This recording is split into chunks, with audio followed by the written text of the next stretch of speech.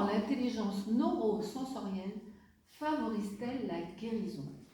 La conférence va se dérouler en 2 temps. Je vais d'abord parler de l'auto-guérison et ensuite je développerai l'intelligence neurosensorielle et expliquerai comment elle va justement favoriser notre guérison, nos processus d'auto-guérison.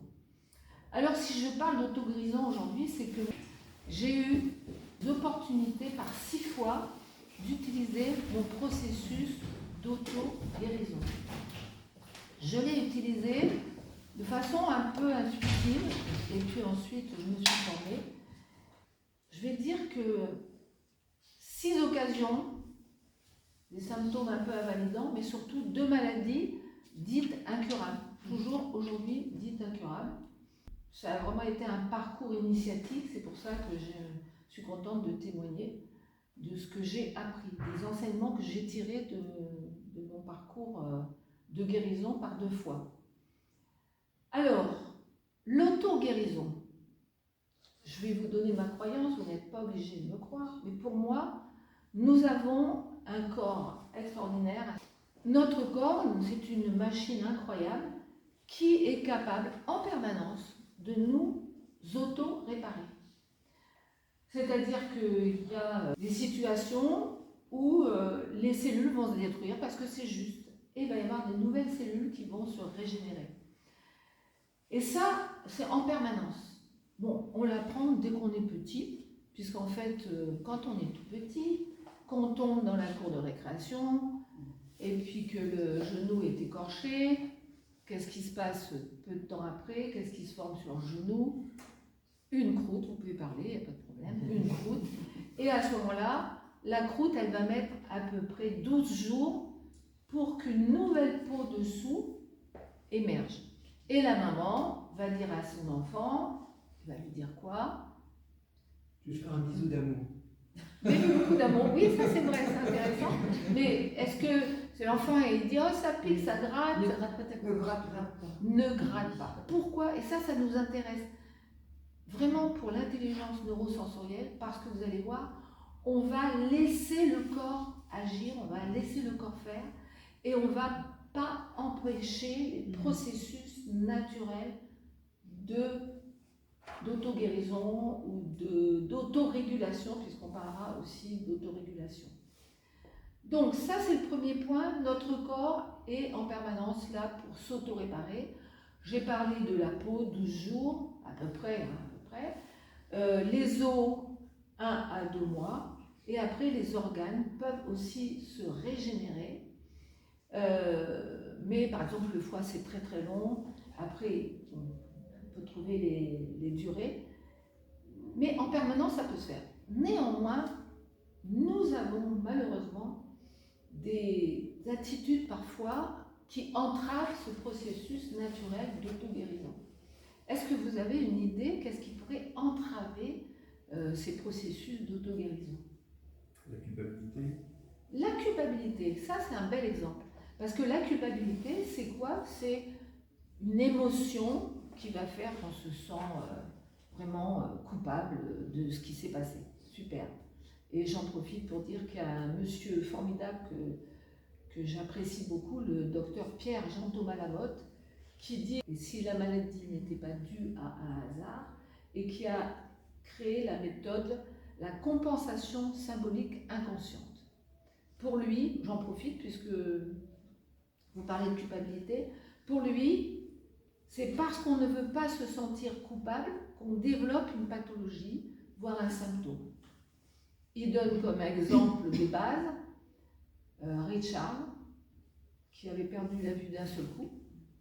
En fait, Richard, si je ne me trompe pas, il a perdu la vue à la date anniversaire où il avait vu son petit frère se noyer devant lui. Ah oui, cette histoire. Et pour ne pas se sentir coupable d'avoir vu son frère se noyer, il a perdu la vue. Donc Pierre-Jean Thomas Lamotte, il parle d'intelligence neurosensorielle aussi. Et donc, pour ne pas se sentir coupable, eh bien, on peut développer un symptôme, mais c'est réversible puisqu'on peut aussi aller à la pêche de tout ça, chercher la face cachée de ce qui se passe, notamment au niveau de la maladie. entrave dans nos processus de guérison. Là, on est dans le domaine émotionnel. Est-ce que vous avez remarqué que le domaine émotionnel peut faire qu'on va peut-être être en difficulté? Vous avez remarqué ça ou pas? Oui, bon. De toute façon, on va y revenir avec l'intelligence neurosensorielle. Donc, qu'est-ce qui peut entraver aussi? Le stress. Le stress. Merci, madame. Le stress. Alors moi, finalement, ben voilà, je vous remercie. Je vais prendre ça, le stress, parce qu'en fait, c'est ce que j'ai surtout découvert et travaillé. Alors, le stress, je vais le prendre en mots un peu valides, c'est-à-dire que le stress, c'est la situation, le déclencheur. Derrière le stress, c'est un peu osé de dire ça, mais je vais mettre tous les traumatismes, tout ce qui va faire qu'on va être en grande difficulté parce qu'on ne va pas pouvoir réguler les traumatismes graves. Je mets aussi derrière ça ce que Salomon Selam appelle les conflits répétitifs à minima, CRAM, conflits répétitifs à minima, et qui ont la même puissance qu'un traumatisme. Par exemple, si dans l'enfance, votre parent vous dit bon, arrête de chanter, tu chantes faux de toute façon. Alors vous n'allez plus oser chanter. Devenu adulte, vous allez vouloir chanter, vous avez envie de chanter, vous n'allez plus oser. Pour peu que vous ayez un mari qui continue à vous dire oh là là, tu chantes comme une casserole, arrête, arrête, arrête. Donc on vit des choses dans l'enfance la plupart du temps, et ça va nous modéliser, et ça va nous bloquer quelque part. Et ça va faire des conflits répétitifs à minima, mais qui vont avoir la puissance du trauma. Alors, le trauma, c'est grave, parce que ça fait à l'intérieur de soi une dissociation. C'est-à-dire qu'il y a une partie qui ne sera pas présente, on ne sera plus présent dans la vie, et il y a surtout une partie qui va être refoulée dans l'inconscient. Et c'est ce qui va faire les troubles du stress post-traumatique. Donc, j'en étais au fait que le corps peut s'auto-guérir en permanence. Mais nous l'empêchons parce qu'on est préoccupé par l'aspect émotionnel et que parfois on n'est pas en capacité de réguler. Alors aujourd'hui, on parle de génétique, mais on parle aussi d'épigénétique. L'épigénétique, c'est tout ce qu'on vit, c'est le contexte. C'est-à-dire que, donc par exemple, moi j'avais une spondylarthrite ankylosante avec un gène défectueux, le HLA-B27. Le HLA-B27, il a fait déclarer la maladie à 25 ans. Mes enfants, par exemple, ils me disaient « Maman, est-ce que tu penses qu'il faut que je fasse le typage génétique pour voir si j'ai cette maladie ?» Personnellement, je les ai découragés. Je leur ai dit « Écoutez, les enfants, si vous n'avez pas de symptômes, lâchez l'affaire. Parce que ça va vous faire une programmation inconsciente, une peur d'avoir la maladie. » Alors que, d'ailleurs aujourd'hui, ils sont assez grands, ils font plus de... Mon grand garçon a plus de 50 ans, ils n'ont pas développé la maladie du tout. Donc, l'épigénétique nous parle de ça. L'épigénétique nous dit, si vous vous occupez de vous, que vous êtes attentif à votre alimentation, à vos relations, comment vous êtes dans la vie, vous allez permettre à votre corps, peut-être, de ne pas développer une maladie, même s'il y a un gène défectueux. En tout cas, c'est mon histoire, mais moi je l'ai développé par contre. Je l'ai développé, et je l'ai développé parce que moi je suis une très grande traumatisée. Et donc, arrivé à 25 ans, j'ai perdu la marche, j'étais grabataire, et je devais être en chaise roulante, j'ai fait beaucoup de chaises roulantes, et vous me voyez devant vous, je ne suis pas grabataire. Mais les médecins à l'époque, tous les médecins me disaient vous serez en chaise roulante à 40 ans. Tout le monde me disait ça. Donc, la médecine, c'est génial. Surtout, si on a une pathologie, un problème de santé, la première chose, allez voir un médecin, faire les bilans qu'on demande. Parce que le diagnostic, c'est vraiment votre feuille de route. Le diagnostic, c'est « Ah, j'ai ça, j'ai une spondylarthrite ankylosante » ou l'autre maladie, j'ai un psoriasis en goutte, ça ne se guérit pas, c'est incurable. Ok. Donc oui au diagnostic, très important, très très important, mais non au pronostic. C'est-à-dire que moi, quand on m'a dit « je serai en chaise roulante », J'y ai un peu cru. Puis en même temps, il y avait une partie de moi qui n'y croyait pas complètement et qui essayait de trouver la voie de passage. Et visiblement, je l'ai trouvée, mais ça m'a pris quand même 10 ans. Un petit truc, c'est que j'ai lutté contre pendant 10 ans.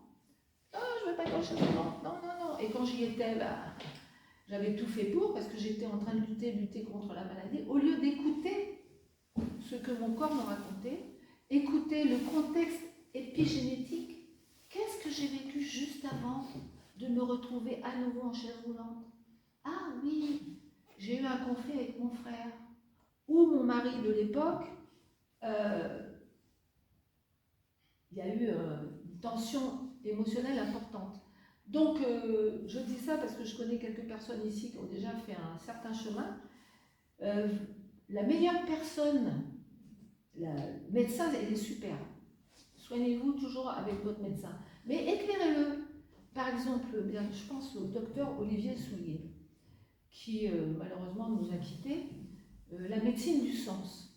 Le docteur Olivier Soulier, quand il est arrivé, là je vous parle de l'épigénétique, de l'auto-guérison, de comment on fait sa part, et vraiment avec les médecins. Mais il y a beaucoup de médecins maintenant qui sont ouverts et qui sont heureux de voir que vous avez une expertise. Donc qu'est-ce qu'il disait Olivier Soulier? Il arrive à l'hôpital, il suivait un monsieur qui avait la maladie de Crohn, avec des saignements importants. Et il avait créé une relation d'écoute avec ce patient, et le patient lui dit: docteur Soulier, j'ai remarqué qu'à chaque fois que je vis un stress émotionnel, aussitôt après j'ai un saignement important. Alors le docteur Soulier, trop content, il arrive à la réunion avec le grand professeur, il était jeune médecin, il arrive, il dit: je vais annoncer ça à tout le monde, et il dit, voilà, c'est public, hein, le docteur Soulier en a parlé plusieurs fois, voilà, je voudrais dire que monsieur Untel a observé sa vie, et il s'est aperçu que lorsqu'il a du stress, voilà, après, aussitôt après, ça active ses saignements. Et donc, la réunion continue avec le médecin-chef, et le médecin dit: on l'opère demain matin. Et on lui enlève un bout d'intestin. Parce qu'à l'époque, bon, ça remonte à pas mal de temps, mais parce qu'à l'époque, c'était pas entendable ce genre de choses.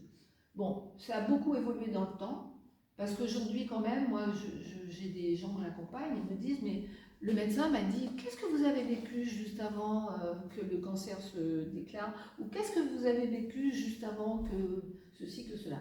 Il y a beaucoup de médecins qui sont ouverts.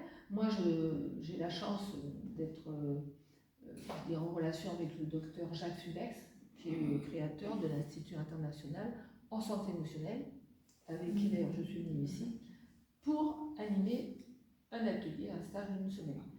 Donc voilà, donc l'auto-guérison, elle existe, elle n'est pas, tombe pas du ciel. T'as pas fini alors? Qu'est-ce qui lui est arrivé? Il a été opéré? Il a été opéré et on lui a enlevé un bout d'intestin. Parce que le grand professeur a dit, ok, il a entendu, mais il n'a pas pu en faire quelque chose à l'époque, mais ça remonte à pas mal d'années. C'est pour ça que le docteur Olivier Soulier a créé la médecine du sens et a développé cette idée de vraiment écouter le patient. Donc, c'est nous-mêmes qui savons ce que nous vivons. C'est bon? Sinon, ton médecin s'appelle Jacques Fubex. Le docteur Jacques Fubex, qui est venu là, qui était un ancien gastro-entérologue, et qui, lui, il dit pratiquement 75% de ses patients avaient d'abord une problématique émotionnelle. Donc, il utilisait l'intelligence neurosensorielle de la pratique dont je vais vous parler après. Lui, il a créé la méthode MRES. Moi, j'ai créé Reset Zero Stress, c'est assez proche, mais lui, il est très... Là, il y a une thèse, il encadre des thèses de doctorat autour de ça. Ce qu'il faisait quand il avait quelqu'un qui arrivait dans son cabinet, d'abord, il écoutait la personne et il accompagnait la personne pour qu'elle régule ses émotions et qu'elle s'apaise. Et je vais faire la transition avec le système nerveux autonome. Et donc, une fois que la personne était apaisée, les symptômes disparaissaient. Donc, il y avait, on va dire, le reste, pourcentage des personnes qui allaient faire des examens complémentaires. Alors, tout ça, ça parle du système nerveux autonome, de la théorie polyvagale, je ne sais pas s'il y en a qui connaissent la théorie polyvagale de Stéphane Porges, qui a apporté beaucoup, et qui nous dit en gros, pour être en relation, c'est important de sentir la sécurité à l'intérieur de soi. Et quand on n'a pas eu la chance d'avoir une enfance où on a construit une sécurité intérieure, rien n'est perdu, c'est mon cas. Moi, j'ai vraiment une histoire traumatique de même avant la naissance, presque. Donc, on peut tout construire, mais c'est un chemin qui est plus long. Donc, le système nerveux autonome, il est en deux parties en gros. Quand on va bien, eh bien, dans la journée, on est dans la partie orthosympathique, on est dans l'action, etc. Et puis le soir, on passe dans le système parasympathique, et là, on peut dormir. Et on a débranché, on a fait on-off. Or, quand on est en stress, quand on est en problème de santé, le système on-off, il ne fonctionne pas très bien. C'est-à-dire qu'on va peut-être rester sur le mode orthosympathique, système d'alarme. Donc vous allez voir, je vais beaucoup parler de la sécurité, comment je vais, et ça va être l'objectif de l'intelligence neurosensorielle qui va nous permettre de nous remettre dans de la sécurité intérieure. Voilà. Est-ce que vous avez des questions sur cette première partie, sur l'auto-guérison? Oui. Tu disais pendant 10 ans, j'ai lutté contre la maladie. Donc je suppose qu'après, au bout de 10 ans, tu as lâché. C'est comme ça que c'est... Alors, oui, c'est ça. Pendant 10 ans, j'ai lutté contre la maladie au lieu de lutter avec. Et je n'ai pas lâché au bout de 10 ans direct, mais j'ai commencé petit à petit à me dire, Pourquoi? Arrête de ne pas vouloir être dans la chaise roulante. La maladie s'exprime à fond les manettes. Prends le temps plutôt d'accepter que la maladie, alors ça c'est un petit peu difficile, accepte que la maladie vient te parler de toi. Qu'est-ce qu'elle vient te dire, cette maladie? Spondylarthrite ankylosante, c'est du côté des maladies auto-immunes. Bien qu'il y ait un gène défectueux, maladie auto-immune. Qu'est-ce qui fait que dans ta vie, c'est pour ça le nom de la maladie, c'est très éclairant. Qu'est-ce qui fait que dans ta vie, tu t'auto-détruis? Pourquoi tu t'auto-détruis? Quand on ne s'auto-détruit pas, c'est ça les maladies auto-immunes. Je m'auto-détruis, je ne reconnais pas à l'intérieur de moi la partie qui va me mettre dans l'intelligence du vivant. Non, je m'auto-détruis. Donc, quand on ne s'auto-détruit pas, qu'est-ce qu'on fait? Si on est bien à on se construit. Et est-ce qu'on peut se construire en se disant t'es nul, t'es trop nul, c'est bête ce que tu fais, etc. Non, on va se construire comment? Sur la confiance en soi. Sur la confiance en soi. On va dire quoi? Est-ce qu'on va se dire à soi-même, par exemple? Qu'est-ce qu'on peut dire à soi-même? Je m'aime comme je suis. Je m'aime, je m'accepte tel que je suis, je m'aime. Voilà. Marie-Lise Labonté avait aussi une spondylarthrite ankylosante, les cuirasses émotionnelles. Elle a développé la théorie des cuirasses émotionnelles. Et donc, elle le dit aussi, Marie-Lise Labonté, c'est comment je peux m'aimer. Moi, je dis maintenant, comment je peux m'aimer sans la maladie? Comment je peux répondre à mes besoins sans ma maladie? La maladie nous invite à du changement. Comment je peux changer? Comment je peux être plus en harmonie avec qui je suis, mes valeurs, mes désirs, mes besoins, etc. Ok, je passe, oui. Tu as dit tout à l'heure que 75% des maladies pouvaient être d'origine émotionnelle d'après le docteur Finex. Alors, oui. Est-ce qu'on peut généraliser? Est-ce que pour toutes les maladies en règle générale, c'est un pourcentage que tu donnes comme cause émotionnelle des maladies? 75%. Oui. Alors, il y a aussi le docteur Cornélia Gauthier qui dit, elle aussi, elle est à fond là-dedans, elle dit elle dit 80%, des maladies ont une origine émotionnelle. C'est-à-dire que pour elle, comme pour moi, et aussi le docteur Jacques Fumec, je pense, et le docteur Thomas Lamotte, mais lui qui est plus sur le côté de la compensation symbolique inconsciente, quand je suis malade, quand j'ai des premiers symptômes, je vais regarder ce que je vis, quels sont les déclencheurs émotionnels de ma vie en ce moment et qu'est-ce que j'en ai fait, qu'est-ce que j'ai fait de ça. Voilà. Donc ça rejoint l'épigénétique, c'est-à-dire on n'est pas en dehors du système. Voilà. Ça va, j'ai répondu. Ok. C'est mon point de vue aussi. C'est ce que je pensais aussi, justement. J'ai pas compris. C'est ce que je pensais aussi. Voilà, c'est ça. Alors, pour parler de l'intelligence neurosensorielle, on parle d'intelligence émotionnelle, on va faire un petit détour justement par le cerveau. Le cerveau qui est impliqué quand on est en émotion, par exemple. Peut-être on va peut-être dire 2-3 mots les émotions, quelles sont les émotions de base qu'on a tout le temps et celles qui sont agréables qu'on garde et vous les connaissez? Qu'est-ce qu'il y a? Peur, tristesse, la joie. Peur, tristesse, joie, colère. Ça, ce sont les émotions fondamentales, peur, tristesse, joie, colère, qu'on retrouve dans toutes les cultures. Et après, il y a deux autres émotions qu'on retrouve dans certaines cultures. À part la joie, encore, il y a des joies qui sont terrifiantes. Pardon? Il n'y a que la joie. Il n'y a que la joie. Voilà. J'ai fait ça avec mes élèves, ils m'ont dit, mais il y a que la joie qui est sympathique. Voilà, la joie est sympathique. La joie est sympathique. Parfois, il y a des joies qui sont terrifiantes. Par exemple, dans l'échelle du stress, on s'aperçoit que se marier, c'est un grand stress. Ou l'arrivée d'un enfant, c'est un grand stress. Pourtant, il y a de la joie, mais ça fait du stress. Quand il y a du stress, donc, on va voir ce qui va se passer dans le cerveau. On va faire un petit détour.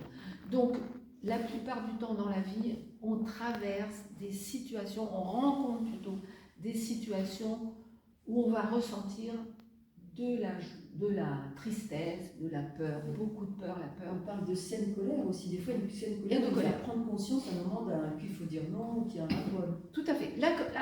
Merci de dire ça parce que les émotions, elles sont extrêmement utiles.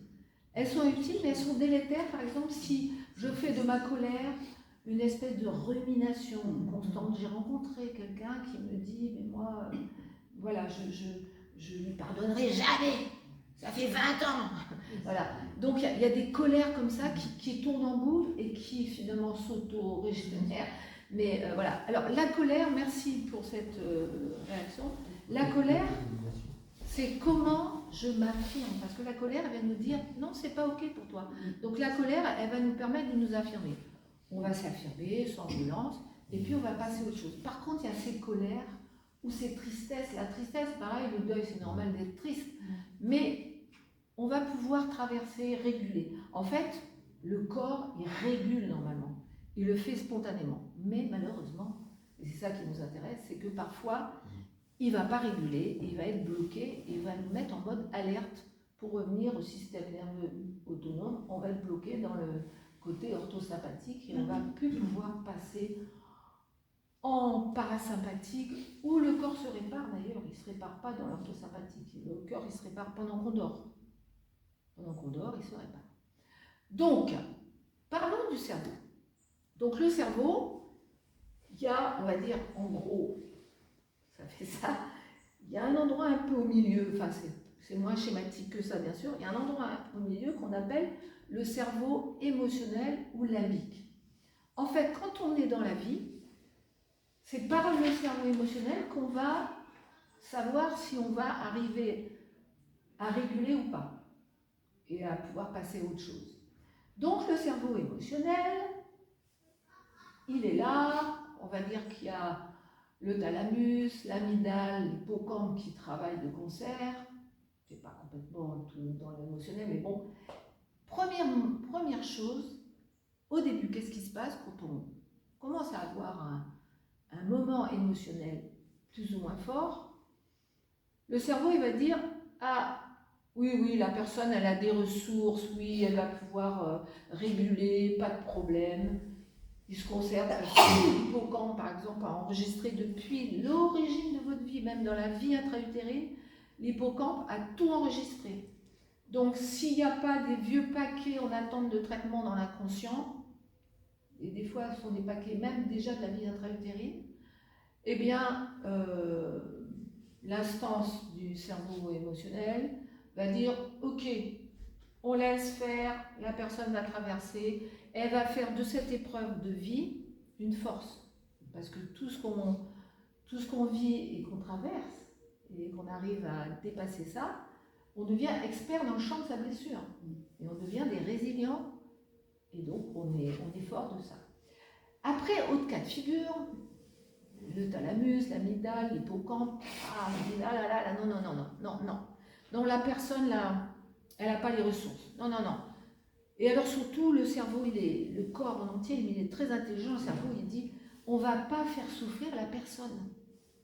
Donc, qu'est-ce qu'il va faire? Parce qu'il sait que la personne n'a pas les ressources, parce qu'elle a déjà vécu ça, et qu'elle n'a pas régulé, et que c'est une trace mnésique, une trace dans la mémoire, on va parler de mémoire sensorielle, qui fait que la personne ne pourra pas traverser ça, ça va être trop souffrant. Alors, il va faire un court-circuit entre le cerveau émotionnel et l'autre partie qui fait qu'on réfléchit, qui s'appelle le néocortex.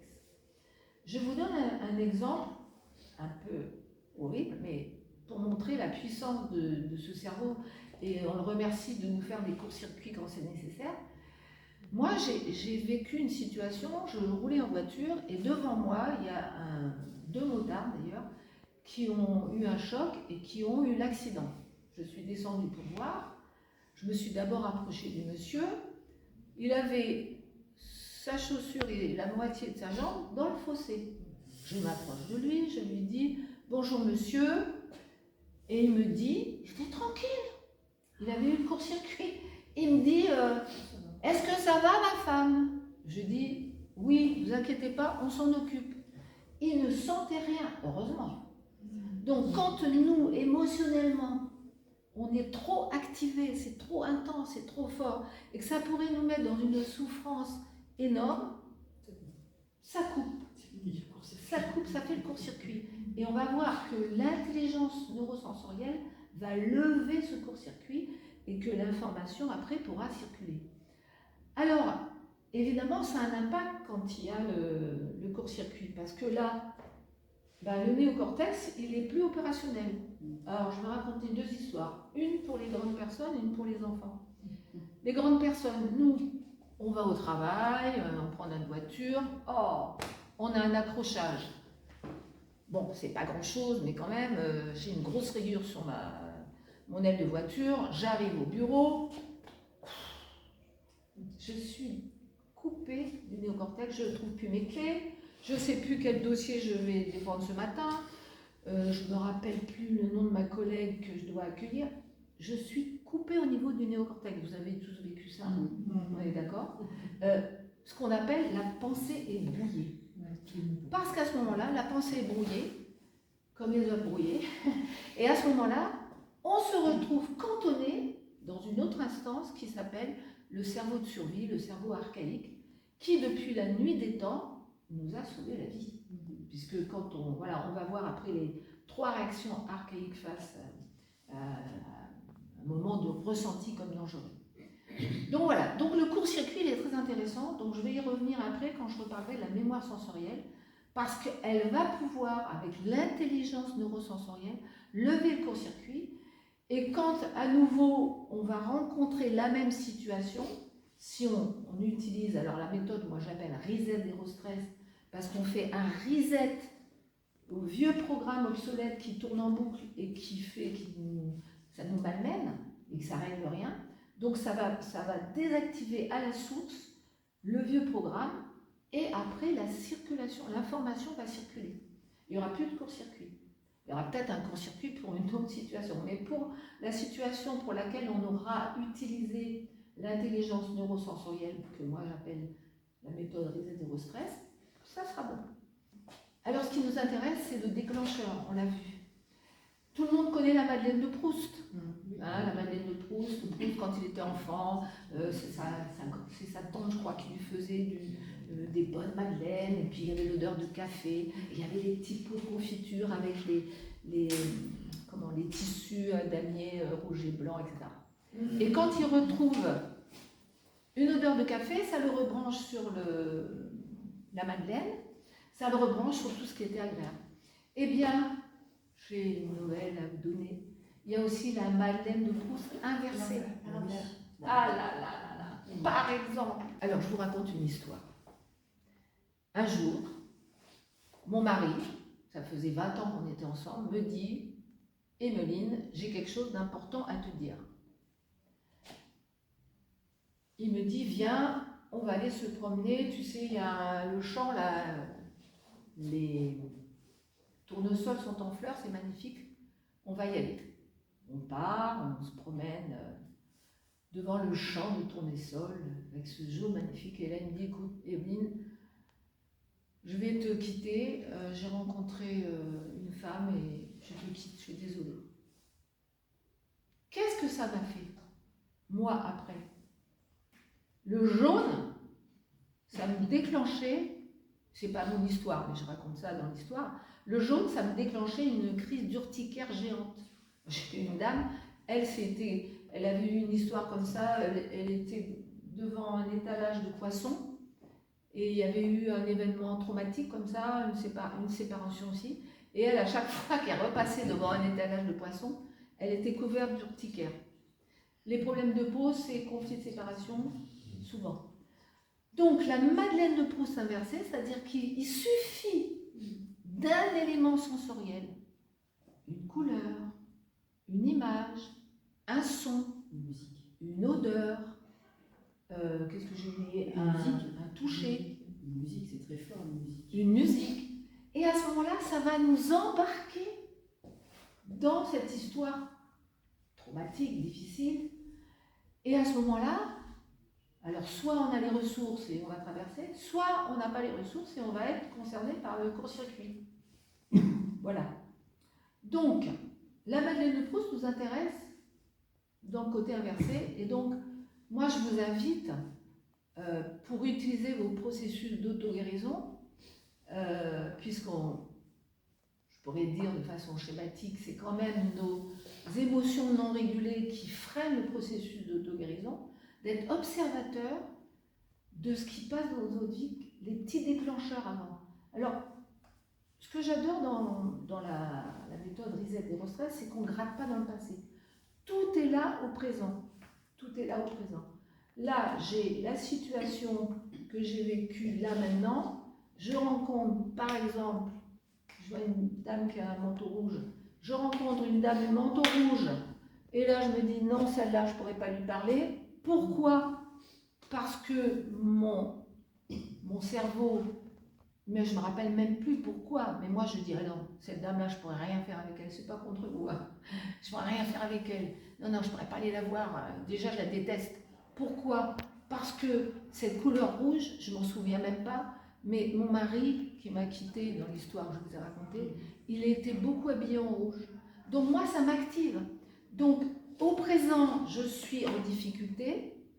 Et je vais m'occuper au présent de traiter le présent avec l'intelligence neurosensorielle, et ça va traiter le présent et le passé en même temps avec la mémoire sensorielle, je vais y revenir. Ça va? Je vais vous demander comment vous savez que vous avez du stress, des émotions, que ça ne va pas. Comment vous le savez? Le corps manifeste. Le corps, par exemple. Il fait de chaleur, mal au Ça monte vers la chaleur, mal au ventre, descend vers le bas. ça monte, Ouais. la boule à la gorge. Ouais, on a plein de symptômes. Comment? Des pleurs. Voilà, les pleurs, c'est déjà une réaction émotionnelle. Très bien. Qu'est-ce qu'il y a d'autre? Comment on sait qu'on est en stress? On nous a parlé de sensation. Pardon? La bouche sèche. Je sais pas La comment. bouche sèche. La bouche sèche, super. La mâchoire serrée. On a des symptômes Des du corps, palpitations. on a des symptômes, on ne peut plus parler. Voilà. Dans la gorge. Boule dans la gorge. Super. Vous êtes formidable. Le premier niveau, ce sont les sensations et pas les émotions. L'émotion, c'est une construction mentale. Je vais vous raconter l'histoire du nourrisson. Le nourrisson, il est dans son berceau, sa maman, il est tout petit, sa maman, elle a un peu traîné pour venir lui donner la tétée. Eh ben, il est là, il se dit pas, bah dis donc, ma mère, elle m'abandonne, hein, elle m'aime pas, elle me laisse tomber. Non, il hurle comme un forcené, il braille comme un âne, parce qu'il a quoi comme ressenti? Il a un ressenti de danger de mort. Voilà, il a un ressenti de danger de mort. Vous, quand vous êtes en stress important, vous avez, parfois c'est un truc anodin, mais si c'est connecté à un vieux paquet dans l'inconscient, vous avez ce ressenti de danger de mort. Et il est au présent, et il est aussi connecté au passé, enfin, c'est l'opportunité d'aller le chercher dans le passé, mais c'est pas vous qui le ferez, ça sera la mémoire sensorielle. Donc le nourrisson, il braille, sa mère finit par venir. En grandissant, quand il va faire des colères, on va lui dire, mon petit bonhomme, quand tu cries comme ça, tu tapes des poings, je comprends, c'est que tu es très en colère. Et on va, après, quand il va être triste, on va dire, oh, tu es triste. Puis après, oh, t'as peur. On va mettre des mots sur son ressenti, je dirais presque viscéral. L'émotion, c'est d'abord du sensoriel. C'est pour ça que je vous parle de l'intelligence neurosensorielle. Bon, on commence à comprendre ça de plus en plus. Vous avez donc dit que vous ressentez d'abord dans le corps. Qu'est-ce que vous faites, vous, quand vous avez trop de stress dans le corps comme ça? Qu'est-ce que vous faites pour aller mieux? Respirer, Cohérence cardiaque, aller marcher, Se mettre en recul. se mettre en La recul, situation de la personne. quitter la situation, ok, Manger Je un chante. qigong. manger du sucre, Je chanter, chante. manger du sucre, Faire du qigong. Oui, non, faire du qigong. ça, c'est- Bon, ici on est à un endroit où il y a beaucoup de compétences Boire. pour s'occuper de soi. Il y en a qui boivent. Pardon? Boire. Boire, fumer. ok. Fumer. On peut aussi Manger. manger, voilà. Alors, on va faire un petit détour vers les 3 réactions archaïques de survie. Parce que dans cette approche-là, on va essayer de ne pas basculer tout de suite dans la réaction archaïque de survie. Vous l'avez dit, on va essayer de fuir la situation, soit carrément physiquement, soit on va prendre du sucre ou quelque chose, on va fuir la situation. Et ça peut faire le terreau des addictions d'ailleurs. Moi j'avais accompagné une dame qui avait une espèce de boulimie, elle me disait je peux pas faire autrement, quand je passe devant mon frigo, ma main elle part toute seule. Et puis après elle m'a dit ah ben non, elle part plus ma main. Voilà. Donc ça fait vraiment les terreaux des addictions. Donc la fuite, on parle des 3 F. La fuite. Une autre réaction, On est terrorisé, on est tétanisé, on se fige. c'est super. On est tétanisé, on est figé, on ne peut plus rien faire, on a la dissociation. Et puis il y a une autre réaction, On y va, on tape. agressivité défensive, le fight. Alors on parle des 3 F. Le fight, je combats, agressivité défensive, pardon. Flight. Je flight, je fuis. Et freeze, je suis figé. Ce sont des réactions archaïques. Flight, fight, freeze. Ce sont 3 réactions archaïques de survie qui nous ont sauvés depuis la nuit des temps. Quand on était face à un gros ours qui arrivait, on n'a pas essayé de combattre, hein, donc on s'en allait. Aujourd'hui dans l'entreprise, si je suis avec mon patron qui fait 1m64 et qui me parle de façon agressive, d'une part je ne vais pas essayer de le taper, parce que je pense que je ne gagnerai pas de toute façon. Et puis qu'ensuite, je suis socialisée et que je sais que ça ne servira à rien. Ou j'aurai peut-être un licenciement. Voilà. Donc aujourd'hui, on continue à être un peu dans ces réactions archaïques de survie, mais malheureusement, ça ne nous sert pas. Ça ne nous sert pas. Alors, je ne parle pas des choses que vous avez données comme cohérence cardiaque, relaxation. Toutes ces choses-là sont très intéressantes parce qu'elles vont nous faire basculer dans le parasympathique. En revanche, on va retrouver la situation la prochaine fois qu'il y aura un déclencheur sensoriel. Donc, on était donc dans les réactions archaïques de survie. Donc, l'approche de Reset Zero Stress dont je vous parle, qui fait partie de l'intelligence neurosensorielle, Elle fonctionne comment? Je vous l'ai un peu dit tout à l'heure, c'est-à-dire c'est pas votre mental qui va résoudre le problème. C'est votre corps à 100%. Et alors, le truc magique, c'est que quand je suis en stress, je le sens dans mon corps, et à ce moment-là, ça m'indique que la mémoire sensorielle, elle est là, la petite coquine là. Et la mémoire sensorielle, elle est là depuis votre conception. Elle a tout mémorisé, tout. Et si elle est là, c'est parce que elle est capable de retourner de façon fulgurante à l'endroit de l'inconscient où ça s'est engrammé. C'est ça sa force. Mais la mémoire sensorielle, c'est une petite jeune fille fragile, délicate, et si on la laisse pas faire, d'où l'histoire de ne pas gratter sa croûte quand on a un genou avec une croûte, si on ne laisse pas faire le corps, elle arrête de travailler, elle dit non, c'est fini.